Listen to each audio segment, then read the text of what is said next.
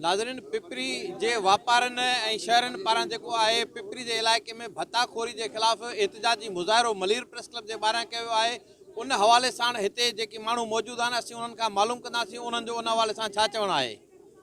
असां 80 गज जा प्लाट वठी 5 साल छॾे 5 सालनि खां पोइ वरी ॿिया पैसा गॾु करे उनखे तइमीर कराइण जे लाइ का कोशिशि कयूं था त उनखे बि रोकियो वञे थो। छा तव्हांजी इहा सदाईं इहा कोशिशि हूंदी त तव्हांजा ग़ुलाम थी रहूं, तव्हांजा मुतहद थी रहूं, तव्हांखे असां किराया ॾींदा रहूं? ख़ुदा रा असांखे हिन किरायनि मां जान छॾायो, पंहिंजे घरनि में रहणु ॾियो।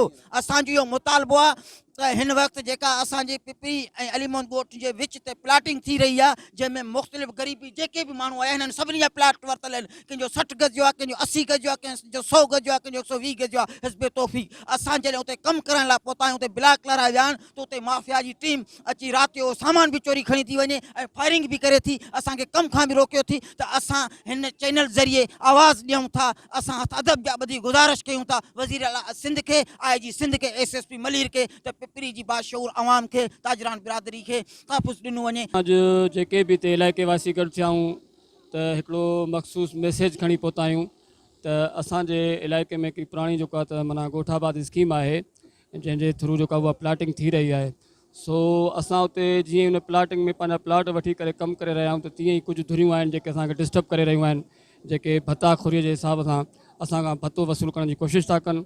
उन जे लाइ हीअ असां जेको आहे त सभु गॾु थिया आहियूं ऐं असां पंहिंजो एहतिजाज रिकॉर्ड था करायूं त हीअ जेको आहे त असांखे तहफ़ुज़ ॾिनो वञे। जेको बि पिपरी में कमकार थिए पियो, को कारोबार थिए पियो, उन में मख़सूस टोलो आहे, उहो मिस्री खान ऐं इब्राहिम हिमायती जे सरपरस्तीअ में कमु करे पियो।